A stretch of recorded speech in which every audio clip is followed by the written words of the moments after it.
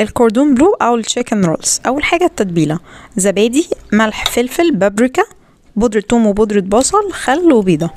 نحط شرايح البانيه في التتبيله ونسيبها على الاقل ساعه. هنقطع بقى فويل على شكل مستطيلات بعدد القطع بتاعتنا. هنفرد كل قطعه ونحط جواها الحشو. انا حطيت جبنه شيدر ولانشون وموتزاريلا بالبقدونس، نقدر نحط اي حشو تاني موجود او مناسب لينا. نلفها بعد كده بالطريقه دي ونحطها في الفريزر لغايه ما تتجمد. نعمل الصوص بقى: معلقه سمنه او زبده، معلقه زيت، معلقه كبيره من الدقيق، كوبايه ونص من اللبن. هنقلب لغايه ما القوام يبدا يتقل شويه، وننزل عليه معلقتين من المستردة و3 معالق من الجبنه البارميجان. نقلب لغايه ما الجبنه تدوب. للتغليف انا استخدمت شيتوس طحنته، وبعد كده جبت بيضه زودتها على التتبيله اللي كنت متبله فيها الفراخ، وقلبت دلوقتي قطع الفراخ في التتبيله وبعدين في الشيتوس، وبعدين رصيتهم في الاير فراير. نقدر نقليهم في الزيت لو حابين، بس انا طلعت معايا حلوه جدا في الاير فراير بصراحه. يا دوبك رشه زيت وطلعت مرمشه من بره ومستويه جدا من جوه.